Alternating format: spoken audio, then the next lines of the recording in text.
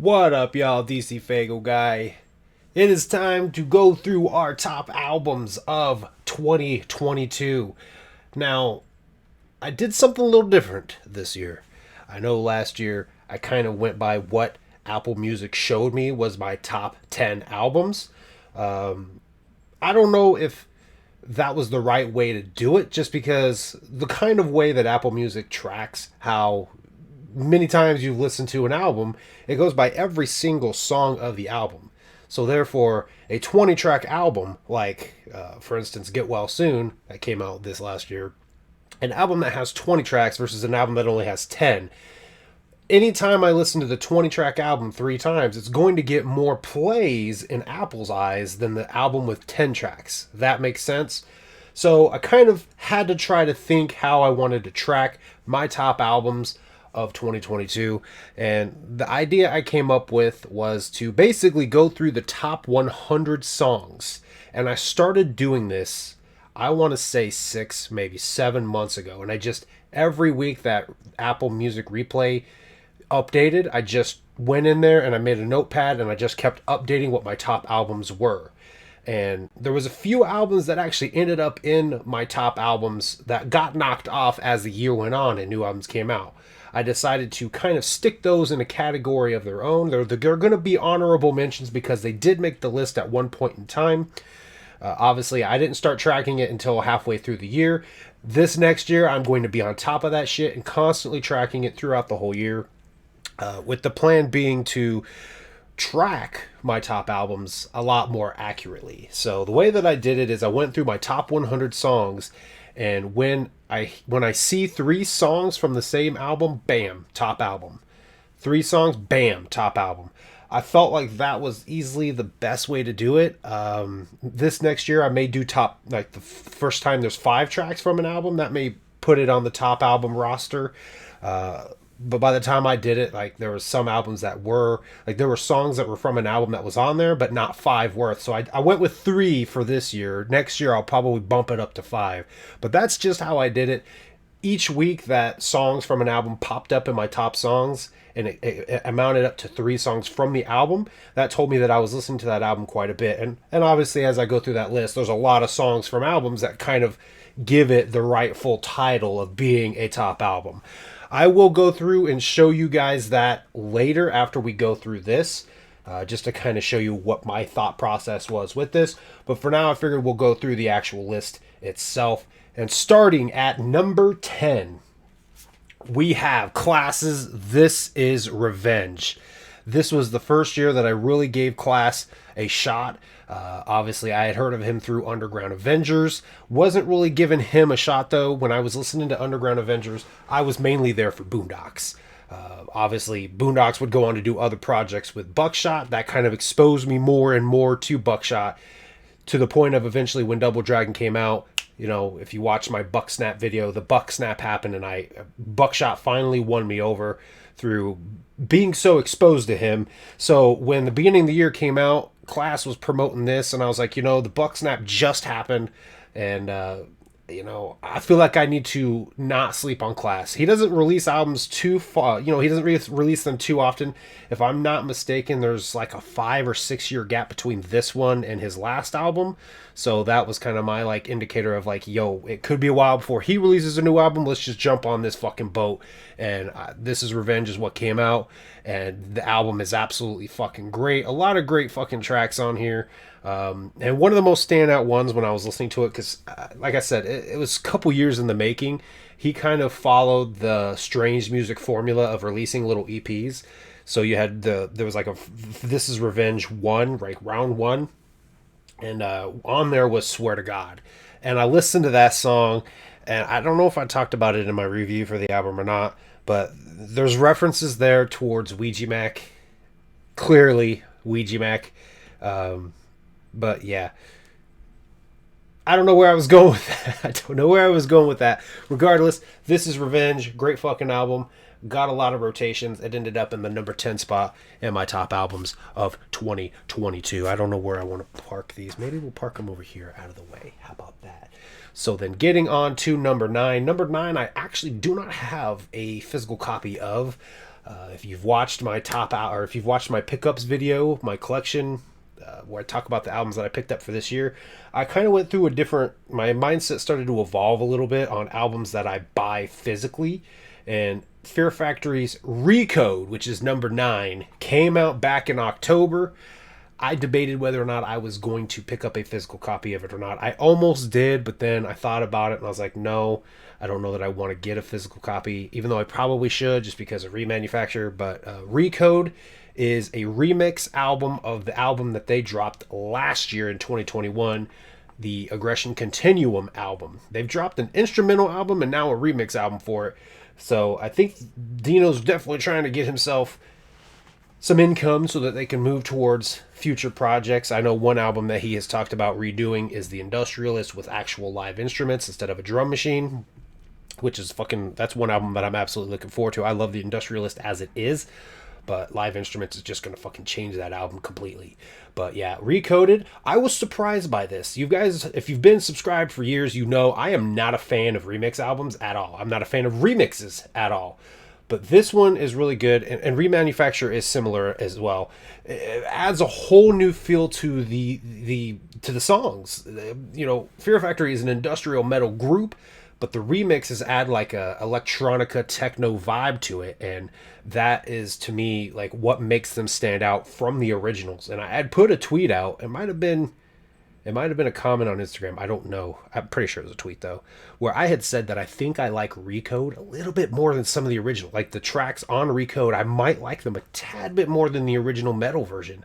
But yeah, an amazing album. It came out in October, and I listened to the shit out of it.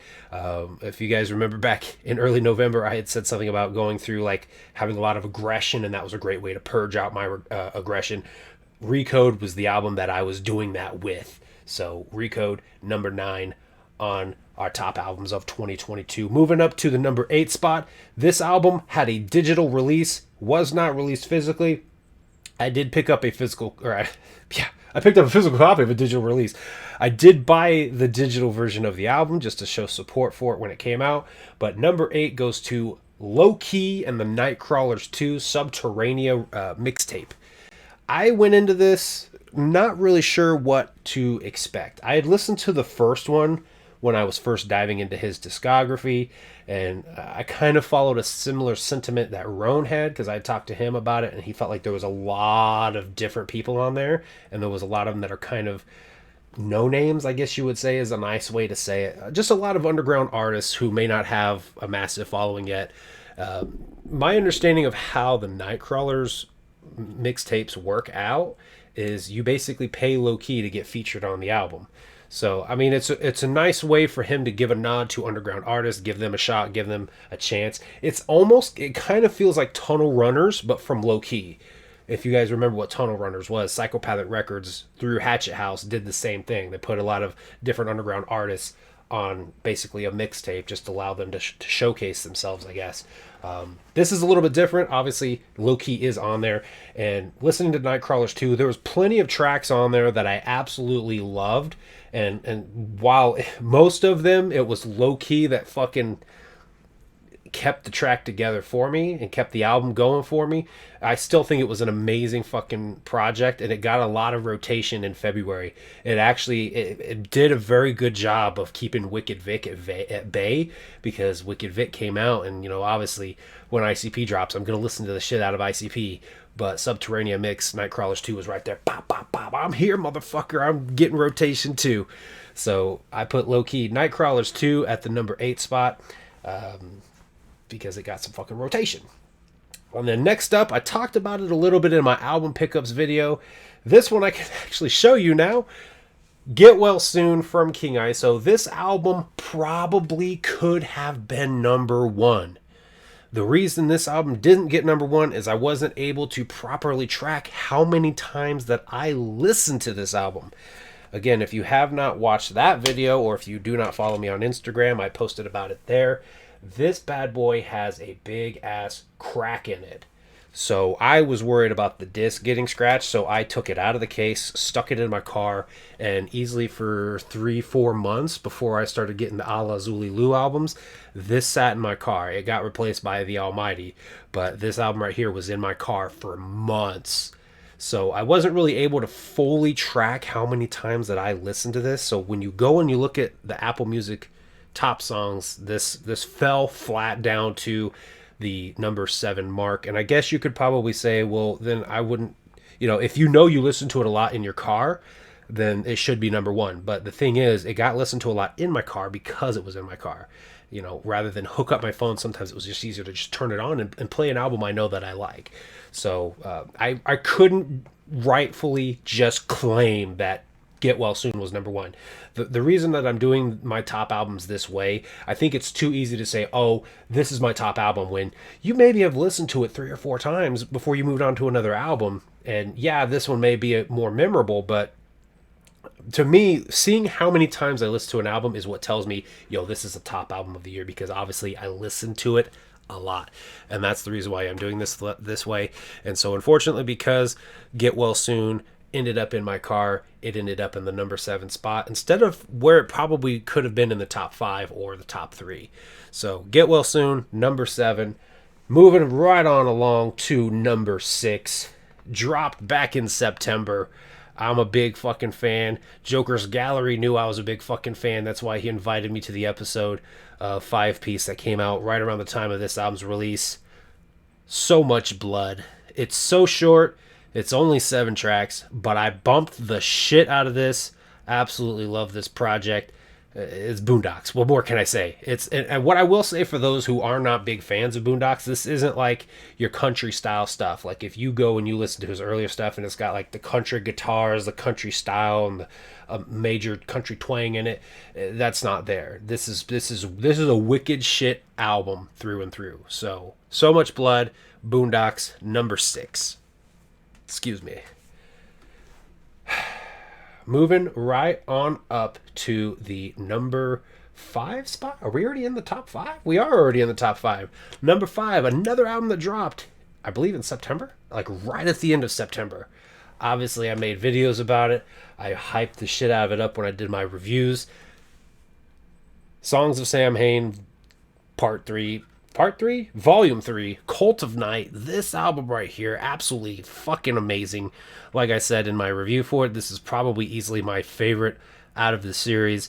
I love the artwork. I love a lot of the music. And, again, Curse of the Jack-O-Lantern. God damn, that song is absolutely amazing. Love the shit out of it. I said it in my review. I'm going to say it here again. I hope this series, Songs of Samhain goes on for years. If they do plan to stop doing these, stop at 13. But do keep doing these. Like, if there's anybody who knows or has close contacts with anybody at MNE, you tell them, like, we want Songs of Samhain. I mean, if the record sales aren't doing that great, then obviously don't keep doing it. But I'm just saying, I hope that these record sales are doing fucking amazing and that they continue Songs of Samhain for years to come, because absolutely fucking love that, and that's definitely a Halloween tradition now. But yeah, Songs of Samhain 3 in my number 5 spot. That moves us down into the top 4. Now this one right here is this is my number 1 song according to Apple Music, or my number 1 album according to Apple Music. Again, I had to factor in the length of albums, and longer albums will generally overrule EPs. That kind of tells you what the top 3 are. So this album was longer than everything going forward. And so technically you could say this is an album and an EP is not. This is only a digital release. I don't have a physical to show you. I requested if there was going to be a physical release because I wanted to support it. I supported it digitally. The super famous Fun Time guys basically said, be happy with what you got. If you can't tell what I'm saying now, what it is. Dubs, Unshadowed. This album, absolutely fucking amazing. If I was to do a top albums video based purely on albums that made the biggest impact with me, this would be number 1, hands fucking down. But again, I have to look at the numbers And while this got a lot of fucking rotation, while this pretty much all of the songs are in the top 100, there are songs from other albums that came out that are higher up on the list that gave them the higher ranking. But Dubs Unshadowed, absolutely fucking amazing album. This is a masterpiece in my eyes. I know there are some people out there that did not care for this album. It has a very positive message to this album. So many positive messages in this album. I just absolutely love it. And I think that's kind of the whole theme of it, is unshadowed. So it's not shadowed, it's not dark, it's light, it's positive. And there's so much with it. And the final track is my favorite off of that fucking track. Where We Going To? It just basically is talking about how we need more love in the world, and instead of people fucking hating on each other, you know, like, it's a great fucking album. It's a great fucking song. If you have not listened to Dubs Unshadowed, go give it a listen. I will give you one little fair warning. If you're not a big fan of like pop sounding music, if you only fuck with dark wicked shit, this album is not for you. But if you generally have a well-rounded scale for music that you listen to, I recommend this album. It's absolutely amazing. It should be my number one if I was going by impact, or if I was, you know, if I changed the way that I did this ranking system, this album would be number one.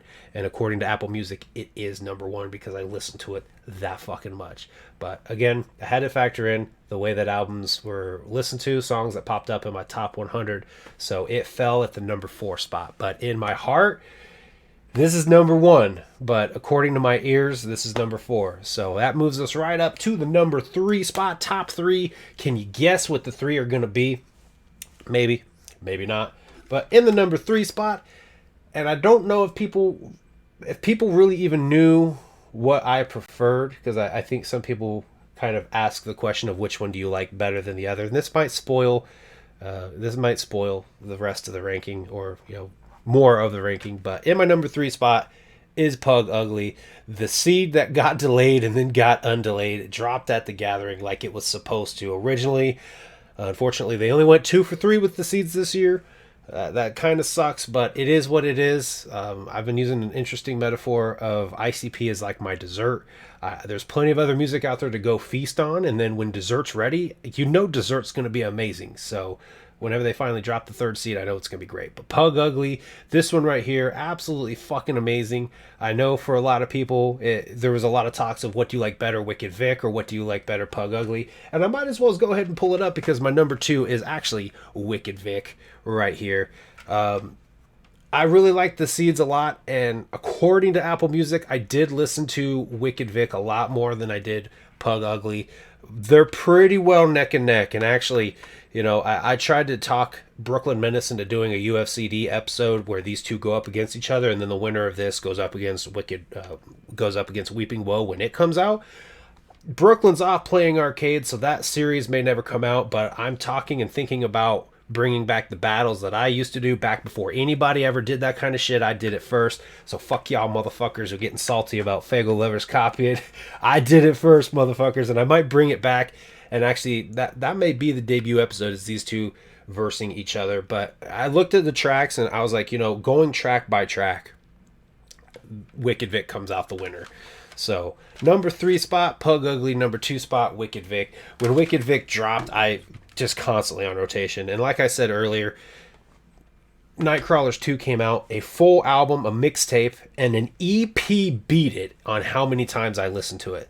That says something. And that's why I'm counting EPs as top albums, because in this day and age, singles, EPs, if you're getting some kind of music, to me, I'm just going to call it an album. So these EPs, they beat out full-length albums. I just listened to them that many times. That shows you the testament of their strength, because, again, according to Apple Music, every time you listen to a song, that album gets a play count. So the less songs there are, the higher play count that album gets. That's a testament. You know what I'm saying? You know what I'm saying?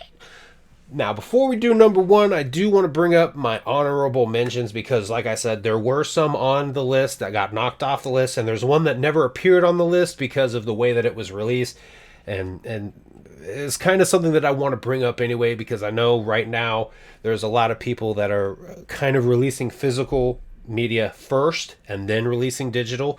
And truthfully, it's a great strategy, and I'm not saying that I hate it. I'm just saying it affects these lists because Apple Music is a great tool for me to track how many times I'm listening to an album versus going and like actually like writing down on a notepad. All right, today I listened to this once. Today I listened to it a second time. It's a hell of a lot easier to just go on the replay and look at how many times you listen to something and be like, damn, I listened to it a lot. That was definitely a top album of the year. So one album that gets honorable mention is Gruesome's Evil. When this first came out, I believe you could only listen to it on Gruesome's website, maybe his Bandcamp, something like that. I did pick up the physical copy. I ripped it to my iTunes.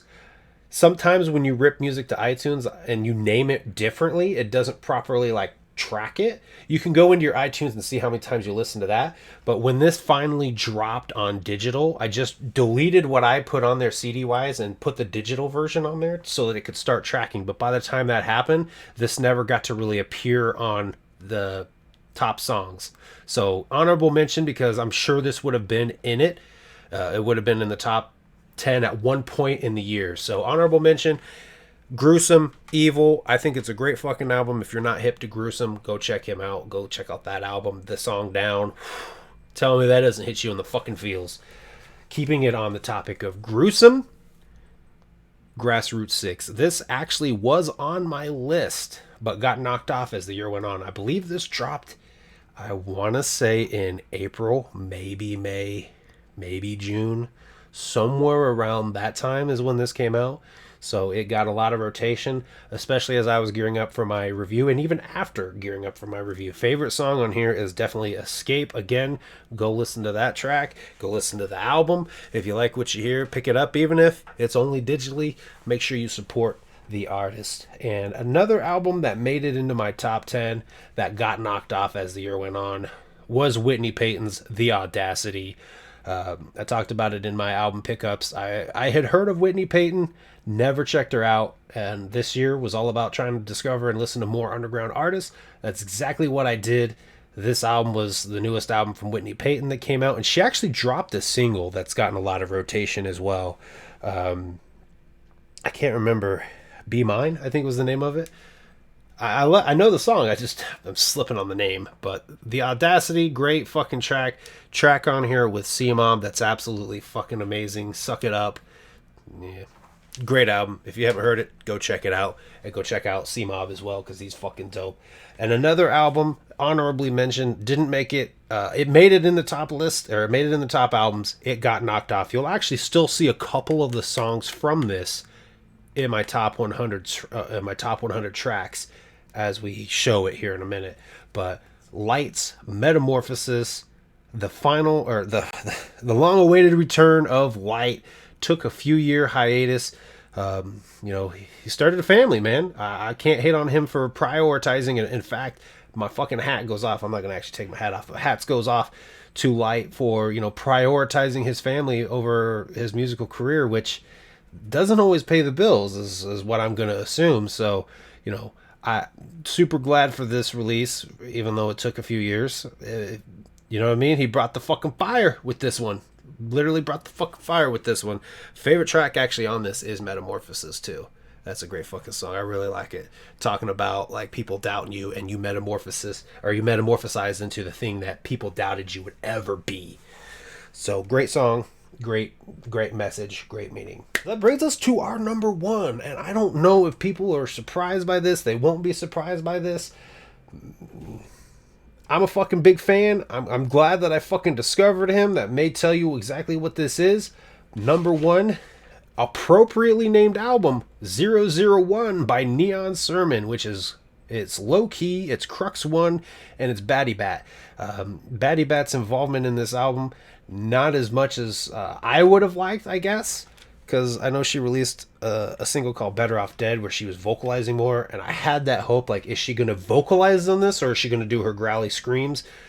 She did more of her growly screams. That's okay. Her new album's going to have plenty of fucking vocalizing and singing that's going to fucking most likely be in our top albums next year. So, but Neon Sermon, this album, different. It's dubsteppy. The thing about that is that I think fits perfectly for it. And I don't know if anybody else remembers this, but when dubstep first came out, it was kind of like, oh, this is alien sounding music. Like everyone would say, oh, this is alien music. I think low-key took that and ran with it. Like the whole concept of Neon Sermon is they are aliens, and they will beam you up into their spaceship, and you can party with them, and then they'll fucking bring you back to Earth. And speaking of beamed up, I get a fucking shout out in that song. I didn't realize it. I dropped my review, and then low-key reached out to me. He's like, hey man, did you catch the shout out in Beamed Up? Because prior to that, he was kind of asking what everybody's favorite tracks were off of the album. And I said Level Up. And that's still the case to this day. Even though I'm shouted out and Beamed Up, Level Up has such great energy. I love the way they flow over it. I love, like, it just makes me move. You know what I mean? It levels up my energy, and I fucking move when I'm listening to that song. So it stays number one. But prior, when he was asking what everybody's favorite tracks were, he asked if... He said that he was surprised that Beamed Up wasn't my favorite. And then I dropped my review, never made a mention of getting shouted out because I didn't realize it. Crux One chopped in a way that I actually thought he was saying spacecraft. But the actual like shout out is chilling with Kenneth Ashcraft.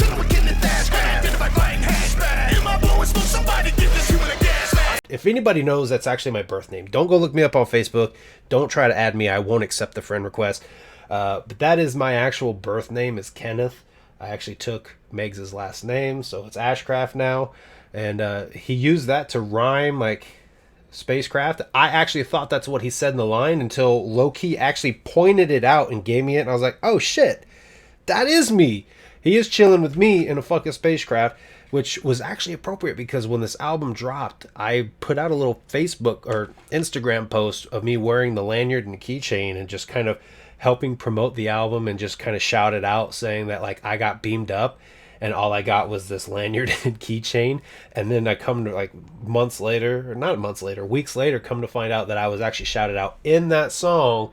And the reference he makes is me actually chilling in a spacecraft with him and how, MI, Mission Effect, is blowing smoke. Somebody get this human a gas mask. The line totally went over my head. I don't always have the sharpest ears, okay? Like I have said, I think I put it in a tweet. I don't know if I put it in a video. I might have referenced it in a video. But typically when I'm listening to music, I'm listening to the beat first, the instrumentation first, and then I'm kind of listening how the artist is going over that beat. What are they doing with the instruments? What are they doing with the music? And then I start paying a little bit more attention to the music. So sometimes I'm not fully paying attention to what's being said. I'm just like, if they're doing such a great job working with the beat and the music, sometimes I'm not even paying attention to what they're saying because I'm vibing with the fucking music. So I tend to miss lyrics sometimes, and I totally missed that shout out. So shout out to Crux One for the shout out, which was really fucking cool. But yeah, Neon Sermon 001, number one. Now, when we go through our tracks, you guys are going to only see one track from this on there towards the top. And then as we go down through it, you'll see more of them. What happened? I don't have a fucking clue. I got the physical copy first. I ripped it to my iTunes. And for whatever reason, Apple Music tracked Godzilla from when I ripped it up. Like when I ripped it on there. Because when I ripped it, I put Neon Sermon. I didn't put Low Key, Crux, and Batty Bat like Apple Music has it. I actually put Neon Sermon. But for some reason, it tracked Godzilla for me. So it actually kept track of the album for me. And how I know it kept track of the album for me is when Godzilla first came out, I listened to it maybe 2 times on Apple Music. And then I waited for the album to come out and listen to the album in full. So there are songs on this album that got just as many listens, if not more, than Godzilla. Because sometimes I skip Godzilla, if I'm being honest. So the fact that Apple Music tracked Godzilla for me told me that there should have been multiple Neon Sermon tracks right there at the top. So that's why I put this at number 1. Because according to Apple Music, I listened to Godzilla a lot. And I can tell you right now, I didn't. I listened to this album a lot, not just the one track. So that told me, number 1, this album's great. Like I said, it's kind of dubsteppy, but that's what I think is the genius behind it, because they're aliens. And I remember when dubstep came out, people were like, oh, this is alien music. You know what I mean? That was kind of the joke. So we'll pull it over here and I will show you guys. This is already a 30-minute video. God damn, if you guys are still with me, shout out to y'all motherfuckers. Comment down below. I'm still with you, DC. Because you guys are the shit for that. This is a lengthy video. So we come over here and it will actually show you my top songs first. But this is only going to show the top 10. And as you can see here, like I said, like Serpent's Eyes, this fucking song's amazing. Send in the Clowns, Wicked Vic. There's Godzilla, like I said, number 5 song, and 33 plays. I did not listen to this song 33 times, like the single. I listened to the album that many fucking times, and it tracked this one song for some reason separately from the rest. I don't even know why, but you know, then you get I'm Ugly, Abracadabra. So that's kind of the way that I did this. Is I'll have to actually pull it up for you, but you know, when we scroll down through here, you can see the number of times I listened to everybody. That Dubs. I literally, the only album from Dubs I listened to was Unshadowed. That's how many times I listened to that album. You played 384, these stood out. Unshadowed, according to Apple Music, was number 1, 280 plays. But like I said, it's like a 10-track album. So, you know, every time I listened to it, it tracked it like that. But according to Apple Music, these are my top albums. You know, obviously albums that didn't even come out this year. And then in order for me to properly show you guys, oh yeah, it's showing playlists. I don't think anybody cares about my playlists though. Some of these are just made ones. Yum Yum Flower. Singled out. What singled out is anytime somebody released a single this year, I slapped it into this playlist. Like all the low key shit is there. Can I actually like pull this up? No, it's gonna play it, isn't it? God damn it. Yeah, it's gonna play it. But yeah, anytime, like all the low-key shit's there. Seeds of Yum Yum I made, and then I listened to the Roan Beneath the Dirt podcast playlist that he made for the Certified Psychos tour, leading up to, you know, the tour. So we'll come here and click on this. This will actually show the playlist in full now, the top 100. So the way that I did this, 1, 2, 3, 4, like I said, because there's a few, there's no way I listened to just this one track. So 1, 2, 3...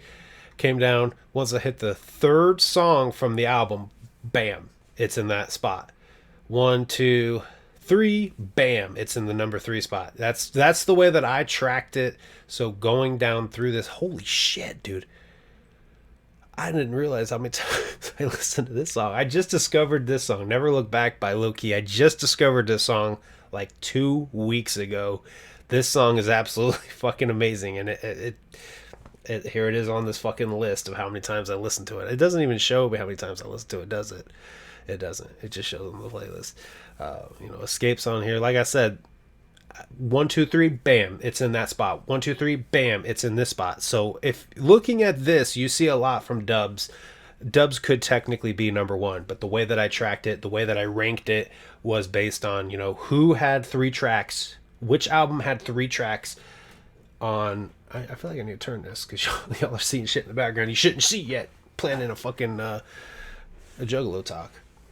But yeah, the way that I ranked this was just like that. I'm going to probably change it up for 2023. But yeah, you come down, you look through here just to kind of show you guys how I came up with what I came up with. In case anybody wants to like question it. I don't know. I don't think anybody's going to fucking question it. But yeah, those are the top 100 songs there that I listen to. And it features all of these guys. And there's my beautiful face with my fucking name blasted. I swear to God, if you come add me on Facebook, I'm not accepting. Don't Facebook stalk me, please.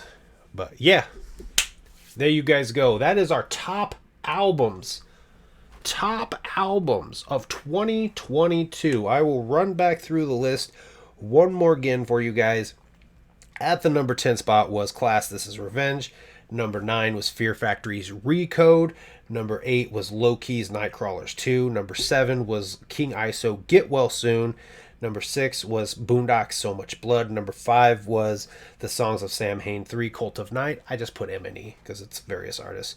Number 4 was Dubs Unshadowed. Number 3 was Pug Ugly from ICP. Number 2 was Wicked Vic from ICP. And number 1 was 001 from Neon Sermon. There you guys go. Top albums of 2022. Tell me down below what were your top albums. And if you want to just say your top albums as far as your favorite albums, I'm cool with that. Like I said, I tracked it this way because I feel like this is the most honest way of saying, like, this album to me was the shit. Here's the proof. I listened to it that many fucking times. It's the top album for that reason. That's the way that I tracked it. That's the way that I ranked it. If you have issues with the way that I ranked it, please comment a suggestion down below of a better way to track it. I feel like this is perfect. I really do feel like this is perfect. Maybe tweak it a little bit to where the more songs that show up guarantees it its spot where it goes. So it might be easier to track if I actually start from the beginning of the year and keep an eye on all the top albums. But if you have a suggestion for tweaks on how to properly track my top albums, definitely leave them down below. But this is the way that I did it. Hate me or love me, I don't fucking give a shit. I'm just kidding. Hit the like button, motherfucker. Anyway, Happy New Year to you guys. This is probably going to drop on New Year's Eve. I don't know yet. But anyway, Happy New Year to you guys. If you're traveling, be safe. Thank you guys for fucking with me for this long. Next year marks 10 years. So we've been doing this for a long time. Whether you've been here from day 1 or day 0, shout out to the mind of Smoothie. Shout out to Smoothie. He's been fucking with me since before I was even making content. For real, man. He subscribed to me before I was even making videos. So shout out to you, Smoothie. But yeah, next year, 10 years. Really fucking humbled by the amount of people that watch and comment and show love. So thank you guys. I will see you guys next year. Let's celebrate 10 years, motherfucker.